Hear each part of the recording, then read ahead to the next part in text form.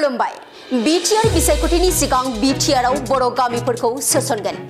बे बर' गामिफोरखौ डिलिमिटेशन खालामनानै लाबोगोन जाहाथे बे बर' गामिफोरा बिटिआर बिसायख'थियाव भट होनो मोनो आरो बिटिआरआव थानो मोनो बे हाबाफारिखौ मावगासिनो दङ बे बाथ्राखौ बुंदों बिटिआरनि गाहाय खुंगिरि प्रमद बर'आ गाहाय खुंगिरि प्रमद बर'आ आरोबाव बुंथिबावदों दि लखिमपुर जिल्लानि बर' गामिफोरखौ बिश्वनाथ जिल्लायाव नटिफिकेशन होनानै लाबोनाय जागोन सनितपुर आरो बिश्वनाथ जिल्लानि गोबां ओनसोला फरेस्टसोमोन फरेस्ट ओनसोलाव गोबां बर' रायजो राजाफोरा रायजो जानानै दंमोन फरेस्ट ओनसोलखौ बर' सुबुंफोर गैयै बायदि सरकारा आगोलाव दिन्थिदोंमोन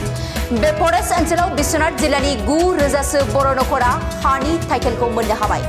बिश्वनाथ जिल्लानि फरेस्ट ओनसोलाव थानाय बर' गामिफोरखौ बिटिआरआव सोसननायनि हाबाफारिया सोलिगासिनो दङ होननानै बुंथिबावदों गाहाय खुंगिरि प्रमद बर'आ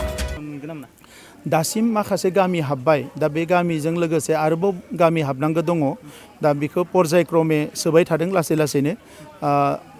जोंहा जिखिनि लखिमपुरनि गामि दङमोन बेखिनिखौबो बिश्वनाथआव नटिफिकेशन होना लाबोगोन बे गामिखिनिखौबो सोनायनि थाखाय प्रसेस सोलिगासिनो दङ दा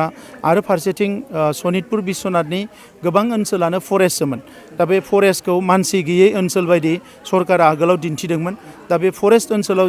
जेब्ला बिश्वनाथआव प्राय 9,000सो बर' नखरा हानि टाइटेल मोनबाय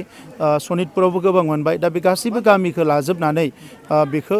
बिटिआरआव सोनायनि थाखाय प्रसेसा सोलिगासिनो दङ जोङो बेखौ बारा हाखा दावरा खालामाखै जोबोद सिस्टेमेटिकेलि लांनो सानदों दा बिटिआर इलेक्शननि सिगाङावनो जिखिनि गामि हाबगोन डिलिमिटेशन खालामनानै बे गामिफ्रा जाहाथे भट होनो मोनो बिटिआरआव थानो मोनो बे प्रसेसखौ जोङो लागासिनो दङ दासिम माखासे गामि हाबबाय दा बे गामिजों लोगोसे आरोबाव गामि हाबनांगौ दङ दा बेखौ पर्यायक्रमे सोबाय थादों लासै लासैनो जोंहा जिखिनि लखिमपुरनि गामि दङमोन बेखिनिखौबो बिश्वनाथआव नटिफिकेशन होना लाबोगोन बे गामिखिनिखौबो सोनायनि थाखाय प्रसेस सोलिगासिनो दङ दा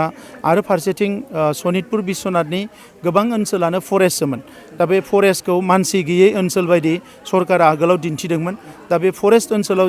जेब्ला बिश्वनाथआव प्राय 9,000सो बर' नखरा हानि टाइटेल मोनबाय सनितपुरावबो गोबां मोनबाय दा बे गासैबो गामिखौ लाजोबनानै बेखौ बिटिआरआव सोनायनि थाखाय प्रसेसा सोलिगासिनो दङ